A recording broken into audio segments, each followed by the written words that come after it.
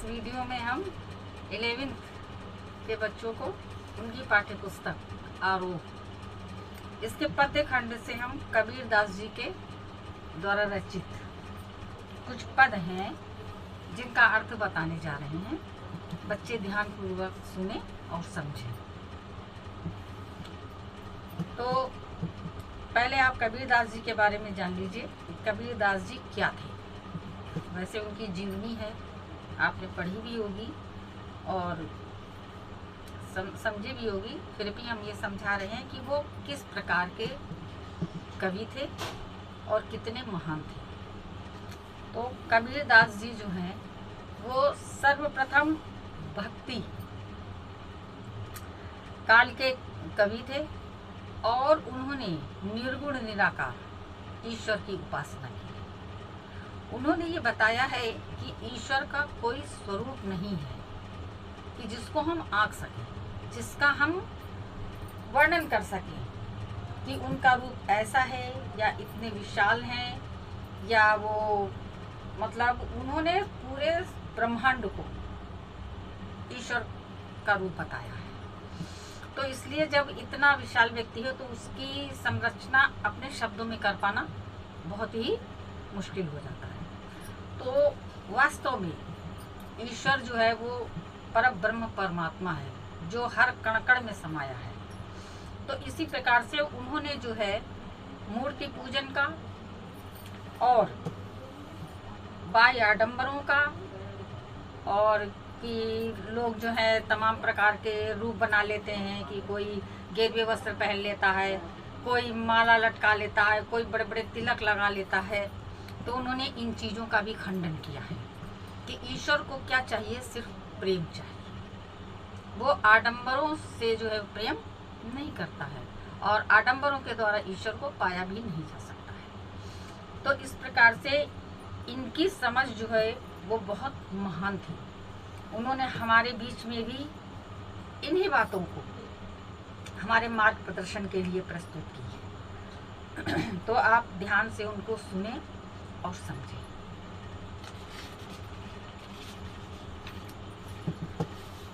और इनके जीवन के बारे में भी बहुत सी किंवदंतियां हैं कि इनका कहाँ जन्म हुआ, कैसे जन्म हुआ, कैसे इनका त्याग हुआ, किसने इनका पालन पोषण किया। तो इस प्रकार से इनके जीवन में कई बातें जो हैं इनके जीवन से संबंधित हैं। परंतु हम तो बस एक यही बात समझते हैं कि वो एक महान व्यक्ति थे जिन्होंने किसी भी धर्म को स्वीकारा नहीं। उन्होंने सभी धर्मों का आदर किया और सभी के लिए उन्होंने शिक्षा दी। तो उनके अब हम पद प्रारंभ कर रहे हैं। इनका अर्थ ध्यानपूर्वक सुनो, समझ में आएगा। कि हम तो एक एक कर जाना, दोई कहे तिन्हीं को दो जग, और जिन नाहिन पहचाना। एक है पवन एक ही पानी, एक है ज्योति समाना, एक है खाक गढ़े सब भाणे, एक है कोहरा साना। और जैसे बाड़ी काठ की काष्ठ ही काटे, अग्नि न काटे कोई, सब घटयंतर तू ही व्यापक धरे स्वरूपे साई। और माया देखी के जगत लुभाना, काहे रे नर गरवाना, और निर्भय भय कछू नहीं व्यापे, कहे कबीर दीवाना।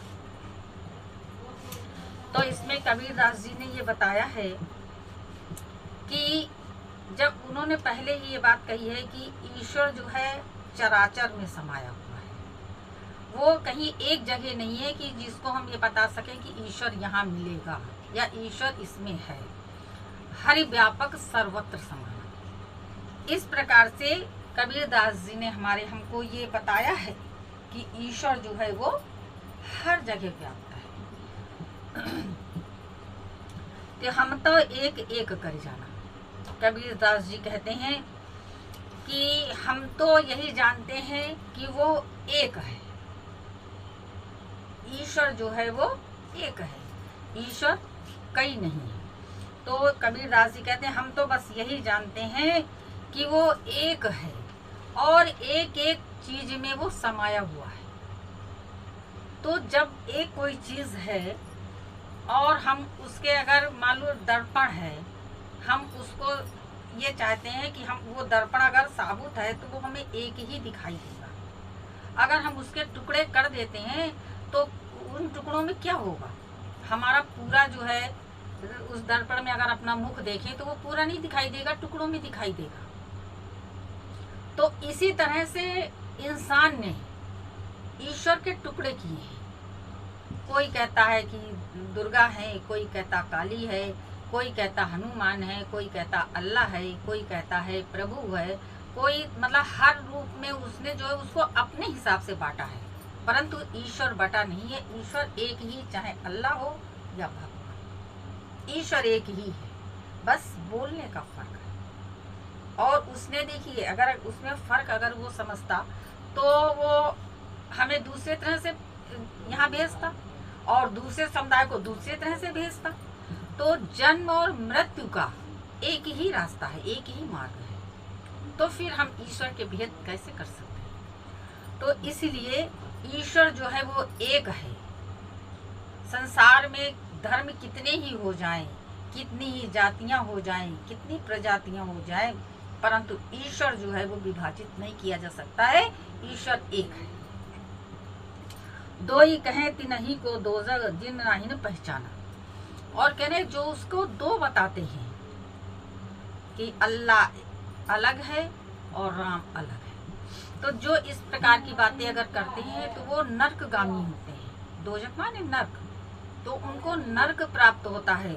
और कैसे हैं वो कि उन्होंने जो है ईश्वर को तो पहचाना ही नहीं है। जो कहते हैं कि भगवान दो है, ईश्वर दो है, तो ऐसे व्यक्ति नरकगामी होते हैं और उन्हें ईश्वर की पहचान नहीं है, तभी वो इस प्रकार की बातें करते हैं। एक है पवन एक ही पानी, एक है ज्योति समाना। कह रहे हैं वही परब्रह्म परमात्मा पवन में, अग्नि में और पानी में, यानी सब में वही ईश्वर समाया हुआ है। अगर वो अपनी कृपा दृष्टि हटा ले तो ना हमको हवा मिलेगी, ना हमको पानी मिलेगा, ना हमको अग्नि मिलेगी, हमारा जीवन ही समाप्त हो जाएगा। तो वो ये सब भी चीजें ईश्वर का ही रूप है, जिसने हमको इस संसार में रहने के लिए जितने भी सुख साधन हमको दिए हैं, हमारे जीने के लिए जो सहारे दिए हैं, वो सब क्या है, वो सब ईश्वर का ही रूप है। हमारे प्राण क्या है हम जानते हैं, हम उनको देख सकते हैं, तो ये क्या है, ये ईश्वर का ही रूप, ईश्वर का अंश है, जिससे हम बोलते हैं, सांस लेते हैं। एक एक खाक गढ़े सब भांडे, एक एक कोहरा साना। कह रहे हैं जितने भी भांडे, जैसे जिस प्रकार से जब कुम्हार बर्तन बनाता है तो वो एक ही प्रकार की मिट्टी होती है कि एक ही प्रकार की वो मिट्टी बनाता है। मिट्टी अलग अलग नहीं बनाता कि ये हिंदुओं की है, कि ये मुसलमान की है, कि ये इस जाति की है या ये उस जाति की है, ये सोच करके वो बर्तन नहीं बनाता है। उसने एक ही तरह से मिट्टी सानी और उस बर्तन से उसने अलग अलग छोटे बड़े डिजाइनदार प्लेन इस तरह के वो घड़े उस पे गढ़ता है, बनाता है। लेकिन मिट्टी जो है, जो मेन चीज, जो एक कहते जो एक नींव है, वो तो एक ही है ना। एक प्रकार से वो ही मिट्टी सानता है, उसमें वो कोई भेद नहीं करता है कि ये हिंदुओं की जाएगी, कि ये मुसलमान की जाएगी, सिखों की जाएगी, ईसाइयों की जाएगी। इस तरह से वो अलग अलग करके मिट्टी नहीं बनाता है। तो ऐसे ही ईश्वर ने हम सबको एक बना करके संसार में भेजा है, और यहाँ आकर के हमने अपने हिसाब से धर्मों को अपनाया है और धर्म का विभाजन किया है, और धर्म के विभाजन के साथ साथ हमने ईश्वर का भी विभाजन कर दिया।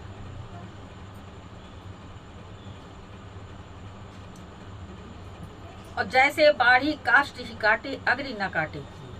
कह रहे हैं कि जिस प्रकार से अगर कोई लकड़ी बड़ी हो जाती है, बढ़ जाती है, तो उसको काट देते हैं, परंतु ये बात कहते हैं कि उतनी ही सत्य है कि अगर कोई लकड़ी बढ़ गई तो उसको तो हमने काट के छोटा कर दिया, लेकिन अग्नि को कौन काट सकता। अग्नि कितनी ही ऊंची हो जाए उसको काट करके क्या छोटा किया जा सकता है, नहीं किया जा सकता। तो ऐसे ही ये बात भी उतनी ही सत्य है कि जिस प्रकार से अग्नि को हम नहीं काट सकते हैं, उस प्रकार से हम इस बात को भी नहीं काट सकते हैं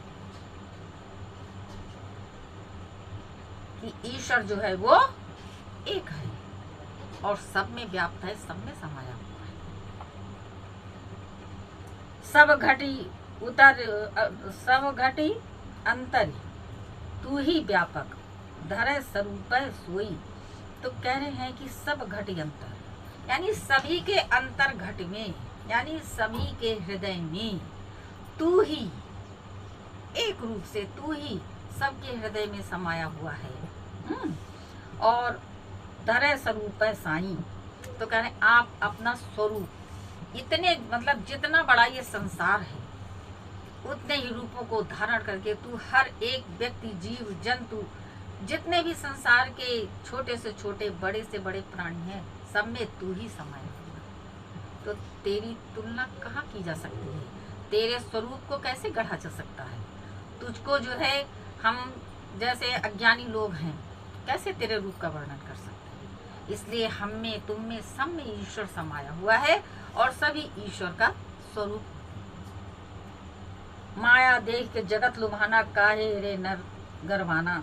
और मनुष्य जो है संसार में आ जाता है, वो रुपए पैसे में, माया में, सांसारिक मोह बंधनों में इतना लिप्त हो जाता है कि वो ईश्वर को भूल जाता है और वो उसी अहंकार में जीता रहता है और माया में इतना, मतलब लिप्त हो गया, इतना उसमें डूब गया कि उसने ईश्वर को तो, उसको तो पहचान ही नहीं है कि ईश्वर है क्या।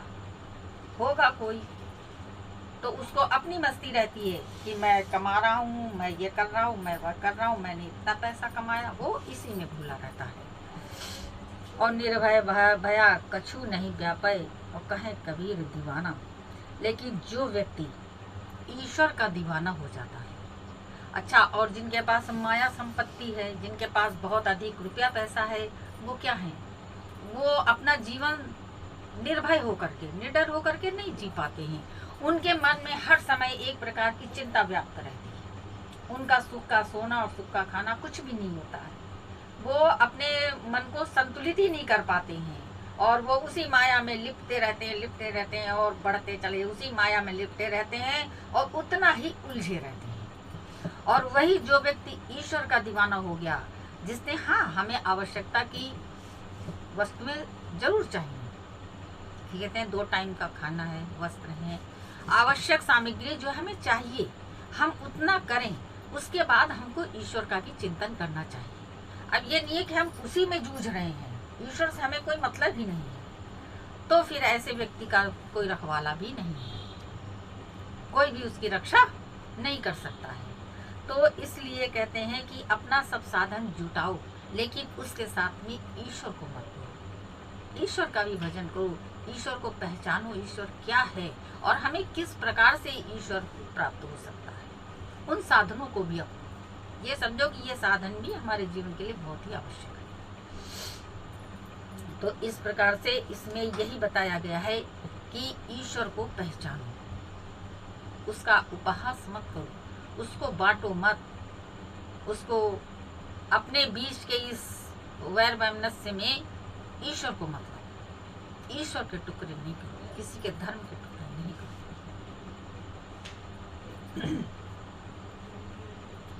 संतो देखत जग बौराना। अब यहाँ पर कबीरदास जी कह रहे हैं कि मुझे तो ये संसार ही पूरा पागल लग रहा है।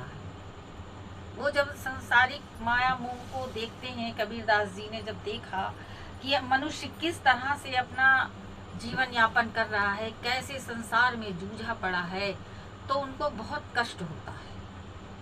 और वो ये कहते हैं कि मुझे तो ऐसा लग रहा है कि ये संसार ही पूरा पागल हो गया है, मतलब किसी के अंदर जरा सा भी कोई ज्ञान नहीं है और वो अब सब एक ही तरफ जुटे पड़े हैं, कोई उनको सचेत करने वाला नहीं है, सब एक के पीछे एक अंधों की तरह भागे चले जा रहे हैं। तो कह रहे हैं कि मुझे तो ऐसा लगता है पूरा संसार जो है वो माया मोह में पागल हो गया।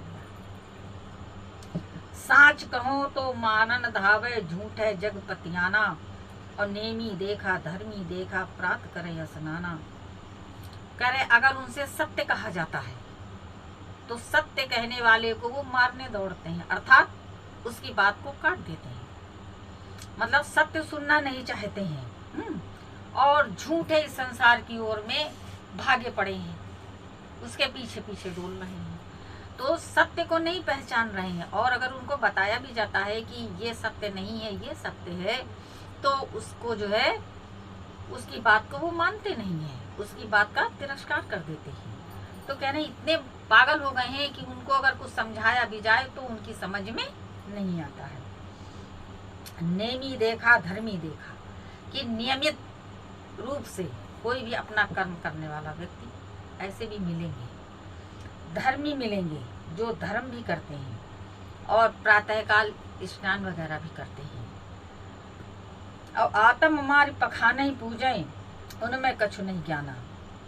आत्म मारी और पखाने ही कह रहे हैं कि ये तो सब हमने देख लिया, लेकिन इस बात पर हम जोर नहीं देते हैं कि आत्म मारी यानी अपने को मार करके अब हम जो हैं हम वास्तविकता नहीं समझ रहे हैं।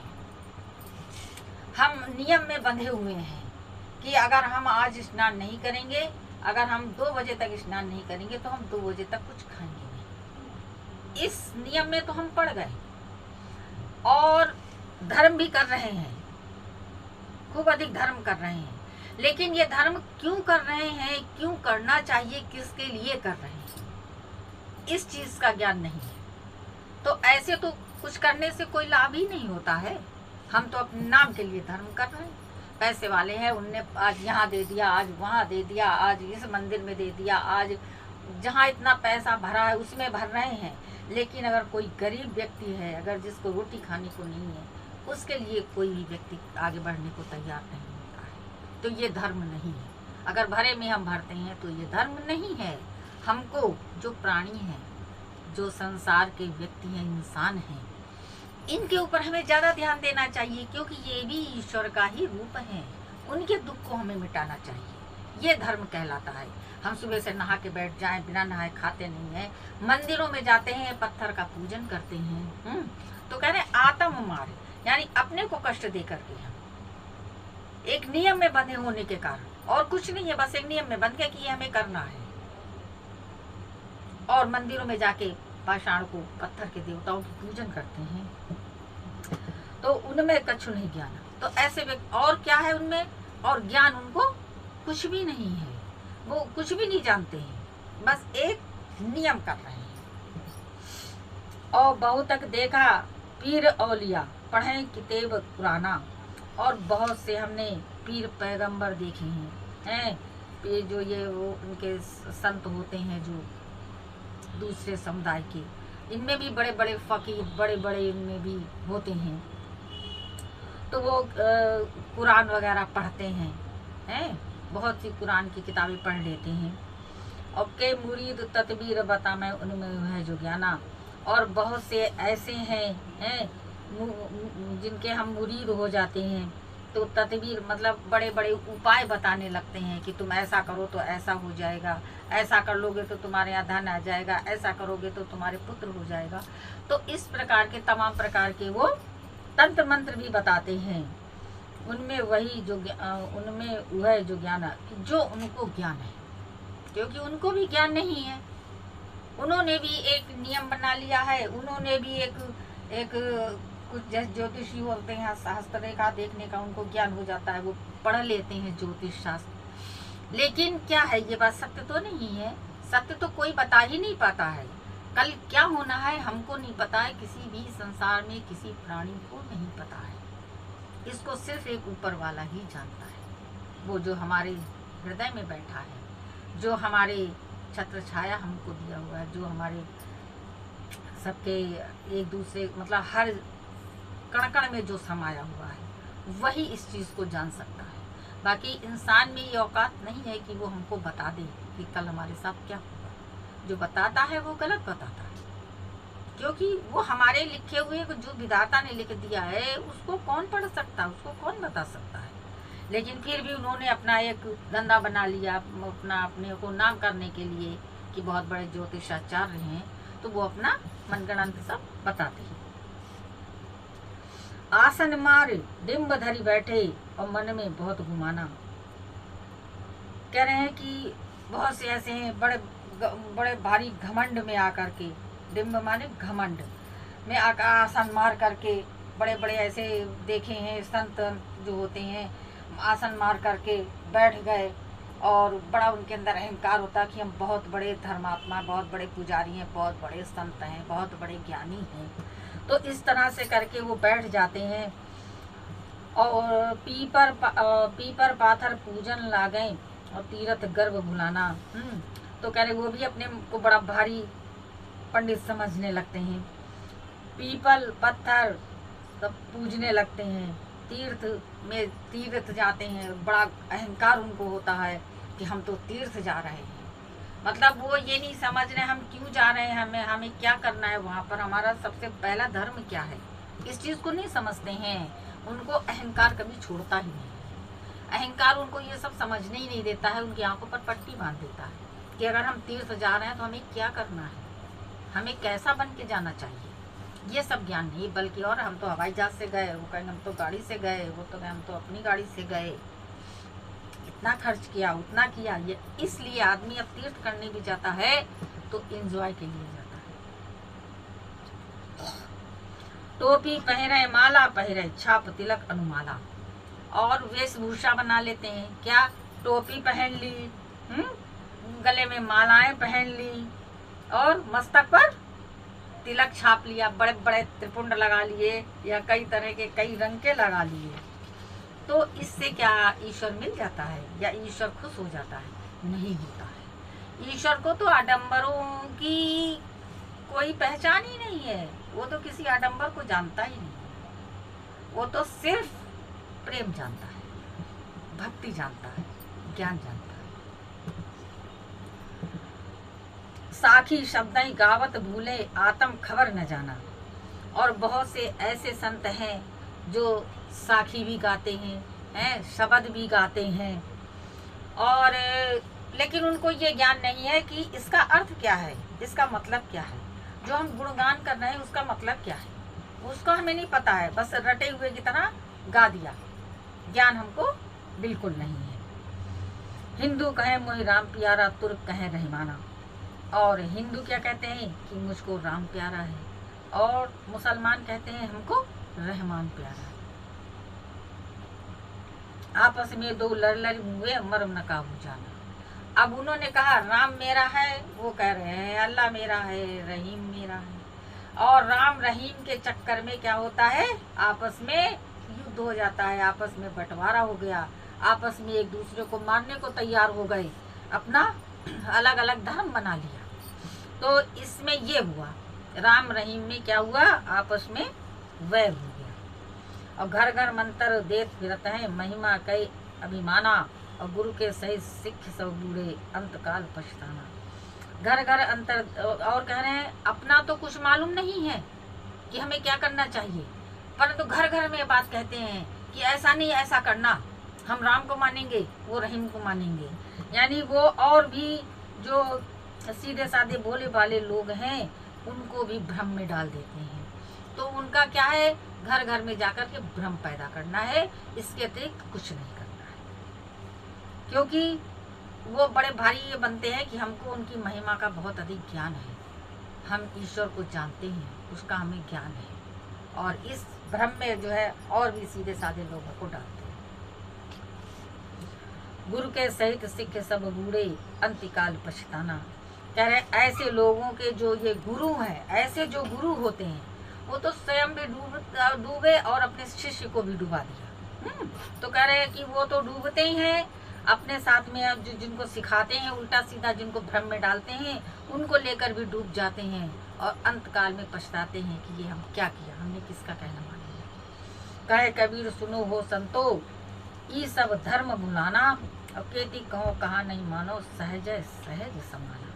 कबीरदास जी कहते हैं कि हे सज्जनों सुनिए, ये सब लोग धर्म को भूल गए हैं, धर्म नहीं जानते हैं, भ्रम में पड़े हुए हैं। तो केती कितना कहें और क्या कहें, केती कहो कहा नहीं माने, सहज सहज समाना। तो कह रहे कि इनसे कितना कहा जाए, कितना समझाया जाए, वो किसी की नहीं मानते हैं, न किसी की सुनते हैं। यानी ईश्वर तो बहुत सरल है, बहुत सहज है और समान है, सबके लिए समान है, वो किसी में भेद नहीं करता है। तो ये बात समझ में नहीं आती है, कितना ही समझा लो व्यक्ति अपने मन की ही करता है। और ईश्वर के भी जो है उन्होंने कई रूपों में उसको बांट दिया है। ये बात उनकी समझ है कि ईश्वर तो बड़ी सहजता से मिल जाता है। खुद तो सहज बनो, खुद तो उसको समझो। ईश्वर जो है वो अहंकार से या पैसे वाले से या बहुत बड़ा ज्ञानी हो जाने से ईश्वर नहीं मिलता है। ईश्वर को पहचानने के लिए हमें अपनी वृत्ति जो है बहुत सहज और सरल बनानी पड़ती। ईश्वर तो ऐसे ही मिल जाता है, सहजता में मिल जाता है। मनुष्य जो है अगर ध्यान से प्रेम, बस ईश्वर को प्रेम चाहिए, प्रेम से और सहज स्वभाव से अगर ईश्वर का भजन करता है तो ईश्वर जो है सदा उसके साथ रहता है और वही ईश्वर को पहचान पाता है। अब आपका ये पाठ यहीं पर समाप्त होता है। अगर आपको हमारी वीडियो अच्छी लगी हो तो वीडियो को लाइक कर दें और चैनल को सब्सक्राइब करके बेल आइकन दबा दें।